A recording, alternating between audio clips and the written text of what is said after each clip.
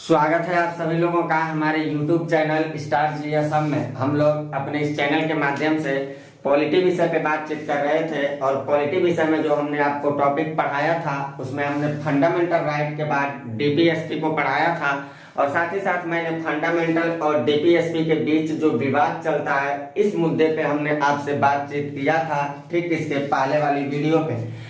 आज जिस मुद्दे पे हम लोग बातचीत करने वाले हैं वो है मूल कर्तव्य से संबंधित मुद्दों पे बातचीत करेंगे, जिसका जिक्र हमारे मूल संविधान में तो नहीं मिलता है, लेकिन देश को जैसे जरूरत पड़ा उसके हिसाब से हमारे देश संविधान में मूल कर्तव्यों को जोड़ा है।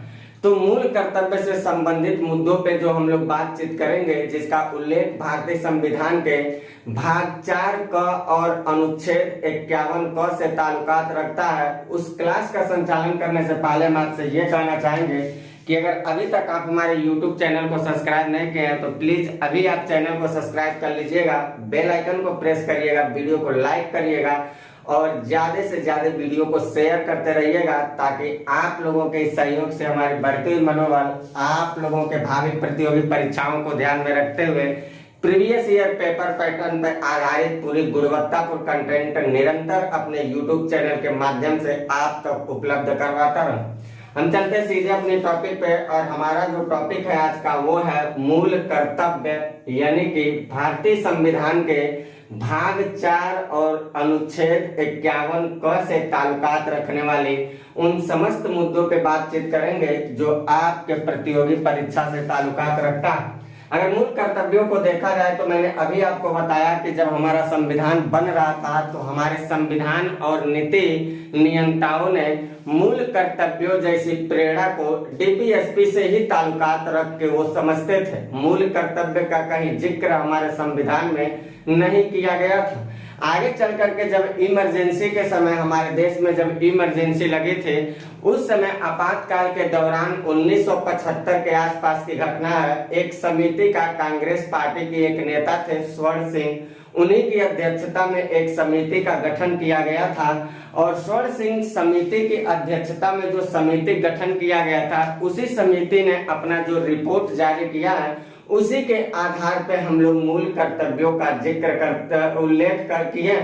तो इससे रिलेटेड जो कहानी है वो कहानी मैं आपको बताता हूँ। ये मूल कर्तव्य असल में कहाँ से चल के आता है और इसमें कौन कौन सी तकनीकी को जोड़ने का प्रयास हमारे सरकार ने किया है तत्कालीन परिस्थिति को ध्यान में रखते हुए। तो वास्तव में अगर देखा जाए तो ये मूल कर्तव्य जो आ रहा है वो आया है किस देश से चल के आया है, तो हम लोग कहेंगे ये पूर्व सोवियत संघ यानी कि यूएसएसआर से, जो आज हम लोग रूस के नाम से जानते हैं। मूल कर्तव्य हमारा वहीं से आया है, उसी देश के संविधान से लिया गया।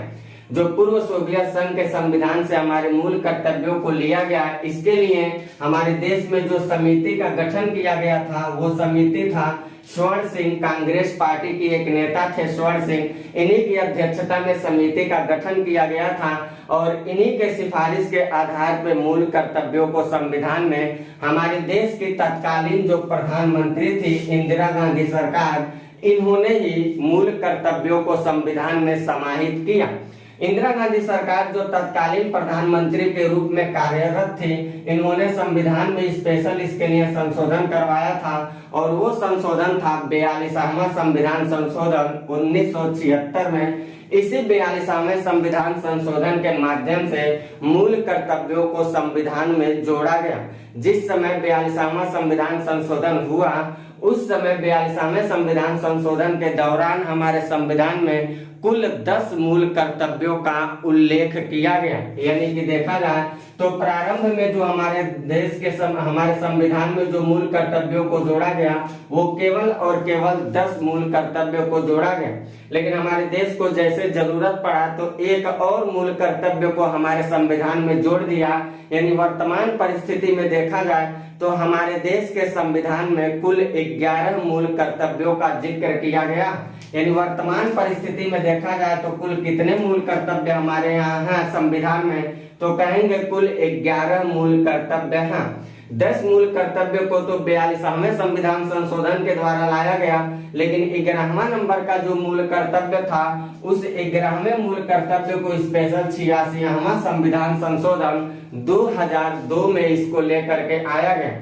ये 86वां संविधान संशोधन में 2002 में जो आया है, ये 11वें नंबर का मूल कर्तव्य है। अभी हम मूल कर्तव्य पढ़ाते समय 11वें नंबर पे जब पहुंचेंगे तो वहां आपको हम बताएंगे जहां 6 से 14 वर्ष के बच्चों के शिक्षा से संबंधित बात किया गया है, उनके माता पिता या जो अभिभावक होंगे उनके ऊपर दायित्व अधिरोपित किया गया है।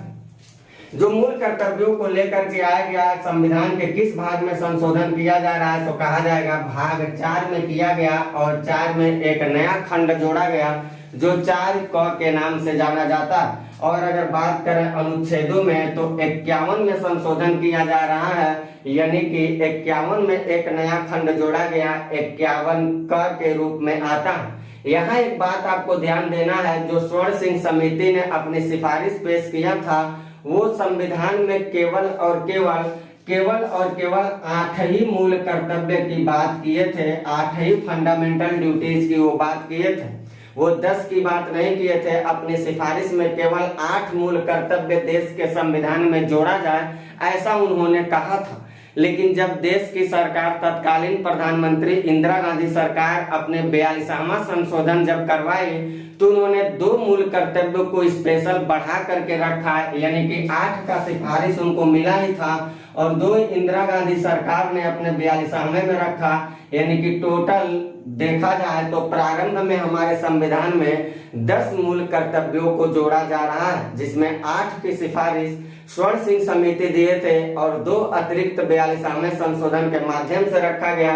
और आगे चल के 86वां संशोधन जब किया जा रहा है 2002 में, तो एक और मूल कर्तव्य को समाहित कर दिया जा रहा है। वर्तमान परिस्थिति में भारतीय संविधान में अगर देखा जाए तो कुल 11 मूल कर्तव्यों का जिक्र किया गया, यानी कि मोटे तौर पे इन सारी बातों को अगर हम लोग समझें तो हम ये कह सकते हैं कि पूर्व सोवियत संघ के संविधान से प्रभावित होकर के स्वर्ण सिंह समिति की अनुशंसा को ध्यान में रखते हुए देश की तत्कालीन प्रधानमंत्री इंदिरा गांधी सरकार ने अपने 42वें संविधान संशोधन 1976 के माध्यम से भारतीय संविधान में कुल 10 मूल कर्तव्यों का जिक्र किया। उन्होंने आगे चलकर जब देश को जरूरत पड़ा तो 86वें संविधान संशोधन 2002 के माध्यम से एक और मूल कर्तव्य को भारतीय संविधान में समाहित किया गया। वर्तमान परिस्थिति में अगर देखा जाए तो हमारे देश में कुल 11 मूल कर्तव्यों का उल्लेख किया गया। साथ ही साथ एक बात और यहाँ आपको याद रखना है कि स्वर्ण सिंह समिति की अनुशंसा को ध्यान में रखते हुए केवल 8 मूल कर्तव्यों को समाहित करने की उन्होंने सिफारिश किया था, लेकिन 2 मूल कर्तव्य 42वें संविधान संशोधन के माध्यम से बढ़ाया गया। इस प्रकार देखा जाए तो 42वें संशोधन के दौरान हमारे भारतीय संविधान में प्रारंभ में 10 मूल कर्तव्यों का जिक्र किया जा रहा है और 11वें मूल कर्तव्य 86वें संशोधन से आए हैं। इस तरह की बात आपको याद रखना है और इनका उल्लेख भारतीय संविधान के भाग 4 क में और अनुच्छेद 51 क में समाहित किया गया। तो इससे रिलेटेड आपका सवाल ये बनता रहता है, इतनी सारी बात को आप याद रखिएगा। अब हम बताते हैं कि ये जो 11 मूल कर्तव्य हैं, ये क्या मूल कर्तव्य निर्धारित किए गए हैं, उन मूल कर्तव्यों के बारे में हम लोग एक एक करके पढ़ते हैं। पहला जो मूल कर्तव्य है उसमें कहा गया है कि संविधान का पालन करें। जी हाँ, संविधान के पालन करने की बात यहाँ किया जा रहा है। जो हमारा संविधान बना है उसकी बातों को पालन करने की बात कहा जा रहा है और साथ ही साथ ये कहा जा रहा है कि उसके आदर्शों को, उस संस्थाओं को और हमारे राष्ट्र ध्वज को, साथ ही साथ राष्ट्रगान का आदर करें।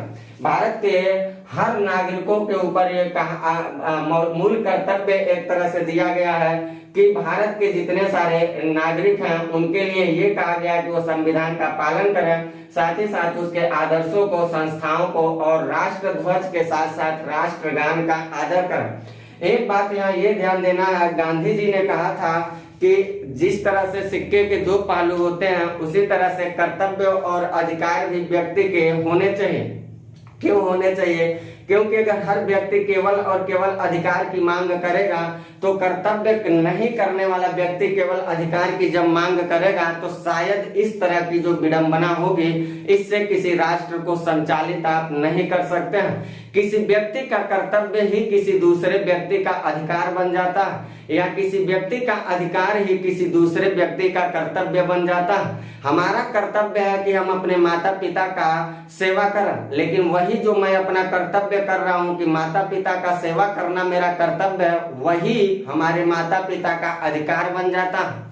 यानी कि एक व्यक्ति का कर्तव्य जो होता है वो ऑटोमेटिक दूसरे व्यक्ति का अधिकार बन जाता है, या एक व्यक्ति का जो अधिकार होता है वो ऑटोमेटिक दूसरे व्यक्ति का कर्तव्य बन जाता है। हमारे माता पिता का जो अधिकार था कि कोई भी माता पिता को रख लीजिए, सरकार को रख लीजिए, अगर उनका अधिकार है, सपोज करिए सरकार का अधिकार होता है या किसी संस्था का या किसी संगठन का जो अधिकार होता है, तो वो अपने कर्मचारियों के प्रति क्या करते हैं, कोई भी कार्य कामकाज उनको कामकाज के लिए तमाम सारे नीति और नियमों का संचालन करते हैं। जैसे वो जो नीति और नियम को रखते हैं, वही नीति और नियम उनके कर्मकारों के लिए कर्तव्य हो जाता है, यानी कि उसका वो पालन करें। कुल मिला के देखा जाए तो अधिकार और कर्तव्य जो होते हैं वो एक ही सिक्के के दो पहलू होते हैं। एक व्यक्ति का जो अधिकार होता है वो दूसरे व्यक्ति का कर्तव्य बन जाता है।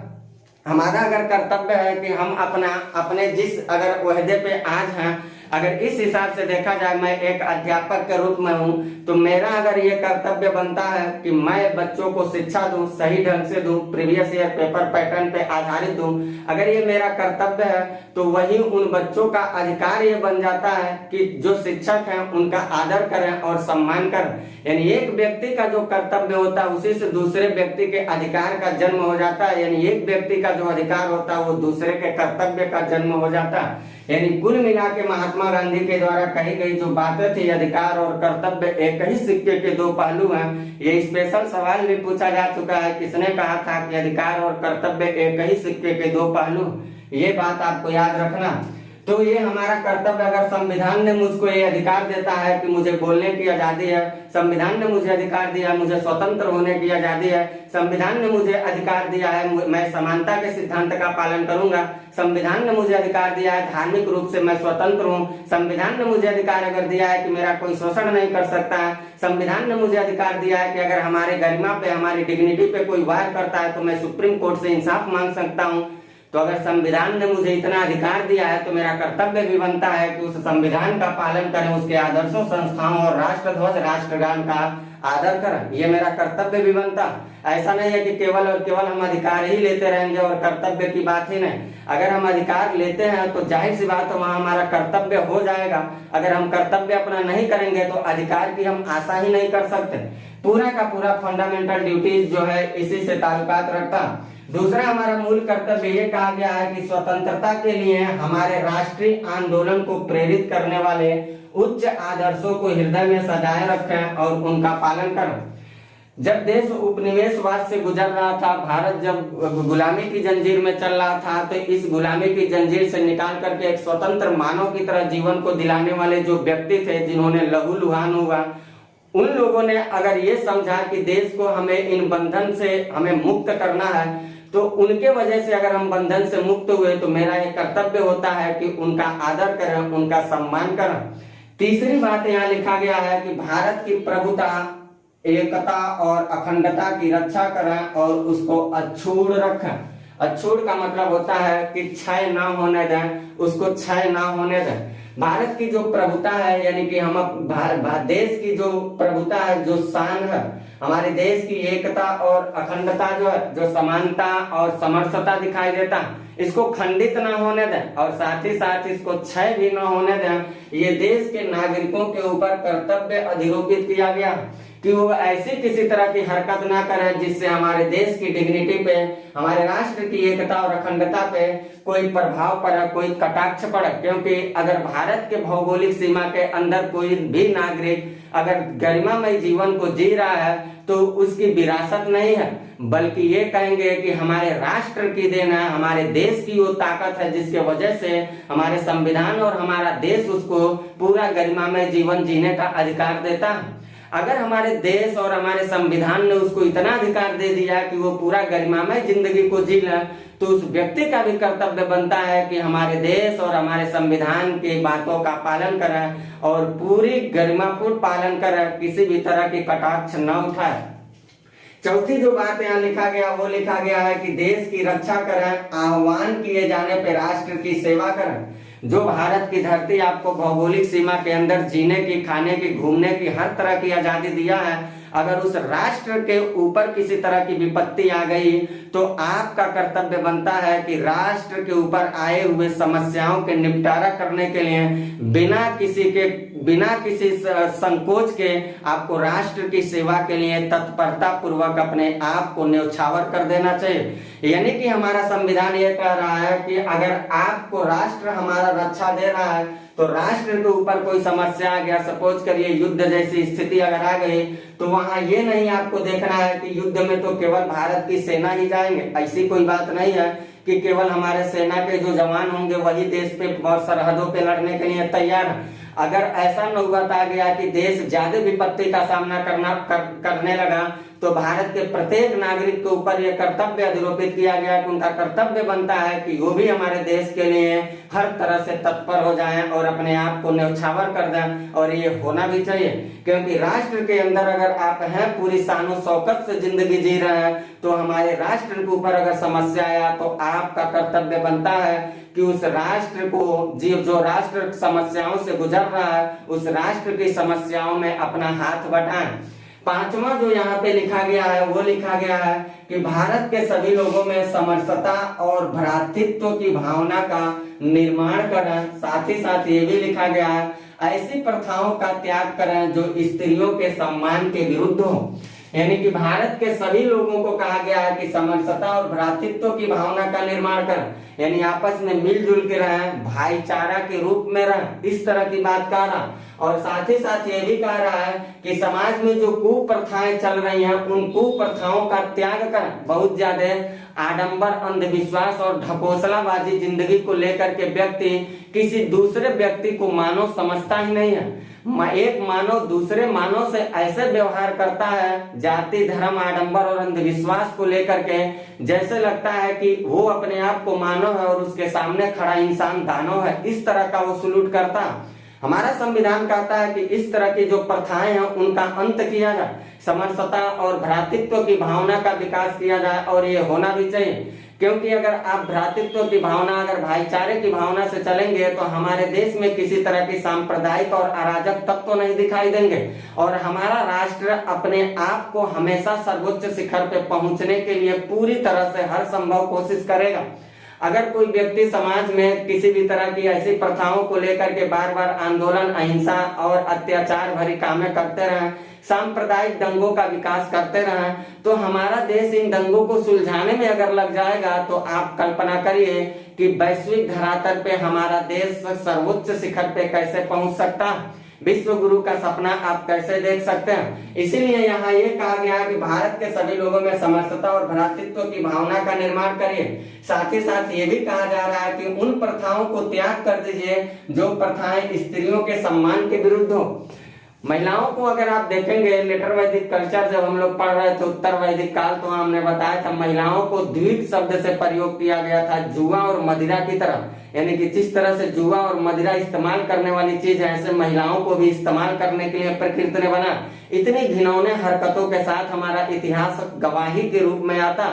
और बहुत सारी प्रथाएं आज भी महिलाओं के ऊपर कुप्रथा के रूप में दिखाई देती हैं। आज के भी बहुत तथाकथित ऐसे लोग मिलते हैं जो महिलाओं को केवल और केवल संसाधन के रूप में समझते हैं।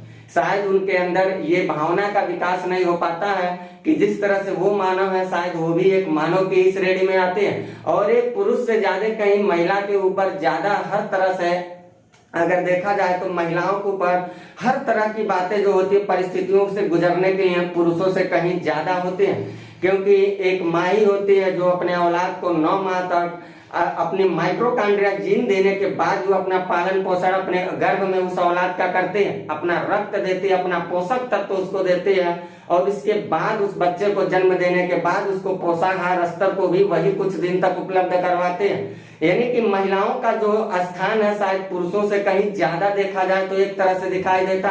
तो हमारा संविधान ये कह रहा है कि जो महिलाओं के साथ अत्याचार और अवैतनिक तरीके के जो व्यवहार किए जाते हैं उसको कोशिश किया जाए, एक कर्तव्य माना जाए, ऐसी चीजों की और ऐसी कुप्रथाओं को त्याग करना चाहिए। छठा जो हमारा मूल कर्तव्य वो है कि हमारी सामाजिक, सांस्कृतिक और गौरवशाली परंपराओं का महत्व समझें और उसका परिरक्षण करें। यानी कि जो सामाजिक, सांस्कृतिक और गौरवशाली जो हमारा ट्रेडिशनल कल्चर है, ट्रेडिशनल जो नॉलेज है उसको अछूड़ रखें। ऐसा नहीं है कि हमारे देश में जो चीज है वो उन चीजों का आप कोई मतलब ही नहीं समझते और उससे घटिया स्तर का चीज कोई विदेश का लाके अगर आपके मार्केट में रख दिया तो आप उसको लेकर के यूज कर रहे हैं। ऐसी बात आप नहीं, ऐसा बात आप ना करें। कल्पना करिए अगर वैश्विक तत्वों को बहुत ज्यादा आप प्रयोग करने की कोशिश करने लगेंगे तो भारतीय अर्थव्यवस्था पे क्या प्रभाव पड़ेगा। इसलिए हमारा संविधान कह रहा है कि सामाजिक स्तर से हो चाहे हमारे सांस्कृतिक स्तर से हो चाहे गौरवशाली परंपराओं, इसके महत्व को समझिए और उसका परिरक्षण भी करिए। ऐसा नहीं है कि हमारी सांस्कृतिक गतिविधियों का आप दुरुपयोग करिए और दूसरे की सांस्कृतिक गतिविधियों का प्रयोग करें, जैसा कि आज दिखाई देता है। हमारे भारत देश की जो सांस्कृतिक गतिविधियां हैं वो पहले के लोगों के अंदर देखेंगे तो खान पान, पहनाव जो था वो कुछ और था। आज हम ग्लोबलाइजेशन से इतना ज्यादा शिकारी हो चुके हैं कि व्यक्ति अपने शरीर पे कपड़ा पहना है या नहीं उसे खुद नहीं पता रहता। ऐसे नए नए ढंग के पहनावे करते हैं। खान पान में जो हमारी ट्रेडिशनल कल्चर थी, जो खाने से हमको पूरा पौष्टिक तत्व मिलते थे, शुद्ध कार्बोहाइड्रेट, प्रोटीन और फैट का सेवन करके हम अपने बॉडी का ग्रोथ करते थे, ह्यूमन ग्रोथ हार्मोन को बढ़ाते थे। लेकिन आज दिखावे के चक्कर में हम पिज्जा, बर्गर, डोसा, पता नहीं क्या क्या खाने लगते हैं। तो ये जो चीजें खाते हुए आपके शरीर को क्या करता है, कुपोषित भी करता है और साथ ही साथ हमारे सांस्कृतिक गतिविधियों पे सीधे और सीधे कटाक्ष करता है।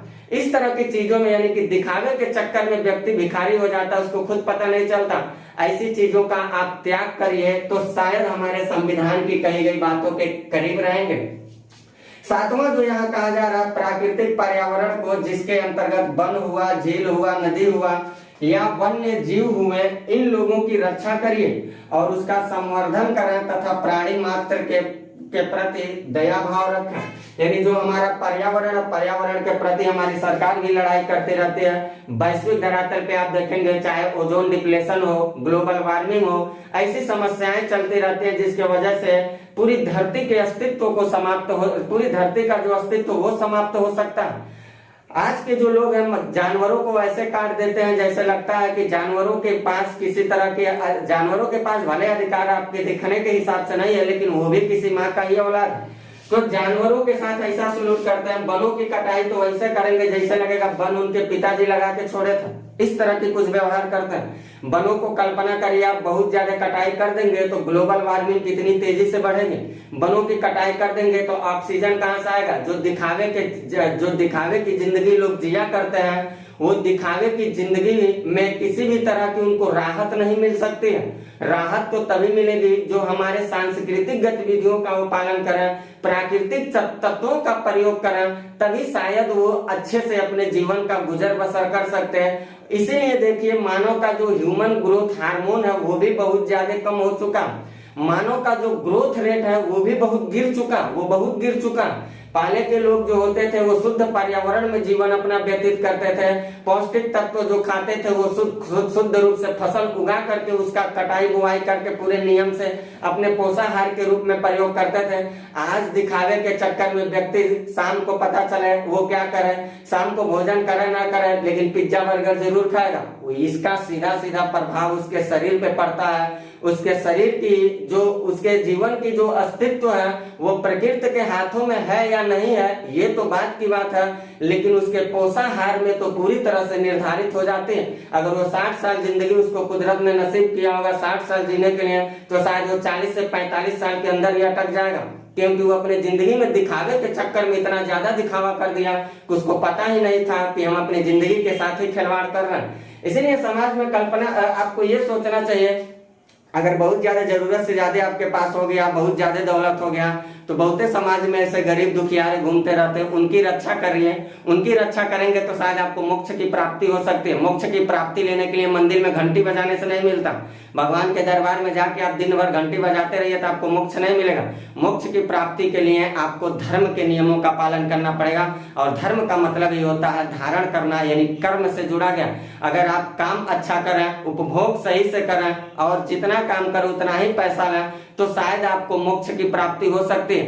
पेट पूरा भरा है, ऊपर से ऐसे दबा के खा रहे हैं, पता चला आप कुपोषित हो गए, और बगल में कोई एक भिखारी है जो 4 दिन से उसको रोटी नसीब नहीं हुआ, अगर उसको वो खिला दिए होते तो शायद आप मोक्ष के कगार पे आ गए होते। सांस्कृतिक गतिविधियों का पालन करना ही व्यक्तित्व के विकास का निर्माण करता है। ये बात तो भली बात समझना चाहिए हर व्यक्ति को, चाहे वो भारत का हो या दुनिया के किसी भी देश में रहता हो। प्राकृतिक पर्यावरण को जिसके अंतर्गत वन, झील, नदी और वन्य जीव है, इसका कहा गया रक्षा करिए, साथ ही साथ संवर्धन करिए और प्राणी मात्र के प्रति दया भाव करिए। यानी कि ऐसे मत उनको काटते चलिए जैसे लगा कि वो किसी भी तरह के या किसी काम की चीज नहीं है। उनके प्रति भी दया भाव रखने की बात हमारा संविधान कहता। 8वां जो लिखा गया वैज्ञानिक दृष्टिकोण हुआ, मानववाद हुआ, ज्ञान अर्जन हुआ, इसमें सुधार की भावना का विकास करने की बात कर रहा। वैज्ञानिक दृष्टिकोण के मामले में, मानववाद के मामले में ज्ञान अर्जन के सुधार की भावना का विकास करने का काम हमारा भारतीय संविधान कर रहा अपने मूल कर्तव्यों के संदर्भ में। 9वां मूल कर्तव्य जो लिखा गया सार्वजनिक संपत्ति को सुरक्षित रखने की बात कहा गया है, और साथ ही साथ कहा गया है कि हिंसा से आप दूर रहिए। जो सार्वजनिक संपत्ति होता है वो देश की विरासत होती है, देश की अर्थव्यवस्था उस पर टिकी रहती है। सार्वजनिक संपत्ति को आप अपनी संपत्ति की तरह ही समझिए, तभी हमारा राष्ट्र बढ़ेगा, और अगर हमारा देश आगे बढ़ेगा तभी आप आगे बढ़ने के लिए सोच सकते हैं। वरना कल्पना भी मत करिएगा कि बिना हमारे देश के विकास हुए आपका विकास हो पाए, ये कभी सपने में नहीं हो सकता। इसलिए मूल कर्तव्यों के रूप में कहा गया है कि आप सार्वजनिक संपत्ति को सुरक्षित रखें। जिस तरह से आप अपने संपत्ति को अपना संपत्ति समझते हैं, उसी तरह से आप सार्वजनिक संपत्ति मतलब सरकार की जो संपत्ति है उसको भी अपना ही संपत्ति समझें। अपना संपत्ति समझने का मतलब ये नहीं है कि उसको उठा के लेकर अपने घर में रख लीजिए, मतलब उसका रक्षा करिए। ऐसा नहीं है कि सरकार ने रोड बनवाने के लिए 2-4 ट्राली ईंटा गिरवा दिया तो आप भर भर के लाके अपने घर में रख लिए। ये सार्वजनिक संपत्ति की सुरक्षा नहीं हुआ, ये सार्वजनिक संपत्ति की सुरक्षा नहीं, बल्कि ये मक्कारी हो गया, ये एक तरह से चोरी हो गया। तो आपका कर्तव्य है, अगर रेलवे लाइन बिछा है तो ऐसे जो रेल लाइन है या रेल पटरी है या आप कह सकते हैं कोई भी हमारे किसी भी तरह के स्थल है, स्थान है, या कोई विरासत में भरी भवन है, कोई आर्किटेक्चर है, उनको सुरक्षित रखने की बात कहा गया। अब आप लाल किला हुआ, दिल्ली गेट हुआ, ऐसे जो चीज है इनको सुरक्षित रखिए। साथ ही साथ जो छोटे स्तर पे, अगर आप गांव में रहते हैं तो छोटे स्तर पे देखिए जो सरकारी संपत्ति होती है उसको सुरक्षित रखने की बात कहा गया। अगर सार्वजनिक संपत्ति की आप सुरक्षा करेंगे तो हमारी देश को ज्यादा समस्याओं का सामना नहीं करना पड़ेगा, और राष्ट्र अगर हमारी समस्याओं का सामना नहीं करेगी तो हमारे राष्ट्र का विकास होगा, और जब राष्ट्र का विकास होगा तो हर हाल में अगर देखा जाए तो भारत के रहने वाले हर लोगों का विकास होगा। इसी में ये भी कहा गया है कि सार्वजनिक संपत्ति की सुरक्षा रखने के साथ साथ हिंसा से दूर रहें, हिंसा न करें, यानी कि अहिंसा पर बल दे रहा है, अहिंसा पर बल दे रहा है। यानी कि जो हिंसा वाली बातें होती हैं, यानी कि जानलेवा जो बातें होती हैं, उससे दूर रहने की बात हमारा संविधान कह रहा है कि ये आपका मूल कर्तव्य होता है। 10वां मूल कर्तव्य देखा जाए तो इसमें लिखा गया व्यक्तिगत और सामूहिक गतिविधियों के सभी क्षेत्रों में उत्कर्ष की ओर बढ़ने का सतत प्रयास करें, जिससे राष्ट्र निरंतर बढ़ते हुए उपलब्धियों की नई ऊंचाइयों को छू ले। यानी कि जो आपका जो व्यक्तिगत और सामूहिक गतिविधियां हैं उसमें हर तरह कोशिश करें कि आप हर संभव प्रयास करें कि उसमें आप निरंतर उपलब्धि को प्राप्त करें। अगर देश का हर व्यक्ति अपने आप को ये कोशिश करे कि हम सुधरे तो जग सुधरा, तो शायद भ्रष्टाचार आज ही दूर हो जाएगा। असल में होता क्या है, समाज के लोग ये सोचने में लग जाते हैं कि हमारे केवल करने से क्या होगा। अगर कल्पना करिए भारत का हर व्यक्ति ये सोचने लगा कि हम सुधरे तो जग सुधरा, यानी अगर हम सुधर गए तो पूरा संसार सुधर गया। अगर हर व्यक्ति यही सोचने लगा तो किसी और को सुधारने की जरूरत नहीं। एक व्यक्ति अगर अपने आप को सुधार ले और सारे व्यक्ति ये सोच लें कि हमारे ही सुधरने से सब सुधर सकता है, हम सुधरे तो जग सुधरा, अगर सब कोई अपने आप को सुधार कर ले तो हमारे हिसाब से किसी भी तरह की जो दानव प्रवृत्ति समाज में दिखाई देती है वो नहीं दिखाई देगी, उसका उन्मूलन हो जाएगा, वो नष्ट हो जाएगी, वो समाप्त हो जाएगी। यहाँ कहा जा रहा व्यक्तिगत और सामूहिक गतिविधियों के सभी क्षेत्रों में उत्कर्ष की ओर बढ़िए, सतत प्रयास करिए, लगातार प्रयास करिए, और अगर आप लगातार प्रयास करेंगे तो आप निरंतर बढ़ते हुए उपलब्धि की ऊंचाइयों को छुएंगे। अगर आप उपलब्धि की ऊंचाई को छुएंगे, भारत का अगर हर व्यक्ति, हर नागरिक अगर ऊंचाइयों को छूने लगा, इसका सीधा सीधा मतलब है कि हमारा भारत देश ऊंचाइयों को छूने लगा। तो ये बात कह रहा है। 10वां जो इसमें मूल कर्तव्य आया था, वो 10वां मूल कर्तव्य हमने यही आपको बताया 86वां संविधान संशोधन के दौरान लाया गया। ये 10 मूल कर्तव्य तो पहले ही 42वें में जोड़ दिए गए, और 11वां जो था, सॉरी 10 तो यहाँ थे, 11वां जो आया था वो 11वां में ये कहा गया कि जो 6 से 14 वर्ष के जो बच्चे हैं, इन 6 से 14 वर्ष के बच्चों को शिक्षा देने का काम और उनके जीवन से संबंधित रक्षा के संबंध में कहा गया कि कर्तव्य बनता है, माता पिता और अभिभावक का कर्तव्य बनता है कि वो 6 से 14 वर्ष के बच्चों को शिक्षा उपलब्ध करवाएं, उनको कुपोषित होने से बचने की बात कहा जा रहा है और उनको शिक्षित होने की बात कहा जा रहा है। ये बात याद रखिएगा। भारतीय संविधान के अनुच्छेद 21 क में हमने पढ़ाया था, जहां कंपलसरी किया गया है और वो सरकार, माता पिता सरकार को भी वहां पर प्रयोग में लाया गया। 45 जब मैंने पढ़ाया था डीपीएस पे, तो वहां भी मैंने बताया था कि सरकार के ऊपर यह भी बंधन अधिरूपित किया गया है कि राज्य ऐसा कोशिश करे कि 6 से 14 वर्ष के बच्चों का जो पोषाहार स्तर है, जो उनका जीवन स्तर है, जो उनका शिक्षा व्यवस्था है, उसमें पूरी तरह से गुणवत्ता लाने की कोशिश करें। क्योंकि राष्ट्र का अगर बच्चा आगे बढ़ेगा तभी हमारे राष्ट्र का विकास होगा, क्योंकि बच्चे ही देश का भविष्य माने जाते हैं। तो यहाँ पे माता पिता के ऊपर दिया गया है, क्योंकि माता पिता का अगर अधिकार होता है, हमने बताया था शादी विवाह करना, बच्चा पैदा करना, जितना सारा इस तरह का अधिकार होता है, ये सब के सब अधिकार भारतीय संविधान के अनुच्छेद 21 देता है। यानी अनुच्छेद 21 अगर उनको अधिकार दिया है कि वो वैवाहिक संबंध स्थापित करें, अनुच्छेद 21 उनको अधिकार दे रखा है वो बच्चा पैदा करें, तो वहीं हमारे संविधान ने ये भी कहा है 86वां संशोधन 2002 कि अगर आपको बच्चा को पैदा करने का अधिकार है तो बच्चे को खिलाने पिलाने पढ़ाने लिखाने का आपका कर्तव्य बनता है। ऐसा नहीं है कि केवल आपका वैवाहिक संबंध स्थापित कर लिए ये आपका अधिकार है, और आपका कर्तव्य भी बनता है कि अगर आप वैवाहिक संबंध स्थापित किए तो अपने पत्नी के साथ अच्छे से सलूट करें, उसकी हर आकांक्षाओं को अपने परिस्थिति के अनुसार पूरा करने की कोशिश करें। यानी कि अधिकार और कर्तव्य को देखा जाए तो एक ही सिक्के के दो पहलू की तरह दिखाई देते हैं। हमने आपको फंडामेंटल ड्यूटीज यानी कि मूल कर्तव्य से रिलेटेड जितनी सारी बातें थे ये सब मैंने आपको बता दिया। इतनी सारी बातों का चाहे तो आप ले सकते हैं स्क्रीनशॉट, इन सारी बातों का आप नोटबुक बनाते चलिएगा। ये सारी की सारी बातें आपके परीक्षा से ताल्लुकात रखते हैं और इन सारी बातों को नोटबुक साथ साथ बनाते चलिएगा। टोटल की total previous year paper pattern पे आधारित है। अगर यकीन आपको ना हो तो आप पेपर उठा के मिलाते हुए चलिएगा कि मास्टर झूठ बोल रहा है या सच बोल रहा है। और आप लोगों से मेरा ये विनम्र निवेदन भी होगा कि आप लोग ज्यादा से ज्यादा चैनल को को शेयर करते रहें। अगर अभी तक आप हमारे चैनल को सब्सक्राइब नहीं किए तो अभी आप कर लीजिएगा। बेल आइकन को प्रेस कर वीडियो को लाइक करना तो एकदम मत भूलिएगा, क्योंकि आप लोगों का सहयोग अगर मिला तो निरंतर मैं अपने YouTube चैनल के माध्यम से आपके प्रीवियस ईयर पेपर पैटर्न पे आधारित पूरी गुणवत्तापूर्ण कंटेंट ऐसे उपलब्ध करवाता रहूंगा। मिलता हूं मैं अपनी अगली क्लास में, जहां मैं आपसे बातचीत करूंगा सरकार से संबंधित मुद्दों पे, यानी कि विधायिका, कार्यपालिका और न्यायपालिका, जिसमें शुरू करूंगा मैं आपको पहले कार्यपालिका यानी कि कार्यपालिका का प्रमुख भारत के राष्ट्रपति से संबंधित मुद्दों पे मैं आपसे बातचीत करूंगा अपनी अगली क्लास में। तब तक के लिए लेता हूं मैं आपसे इजाजत। Bye, best of luck.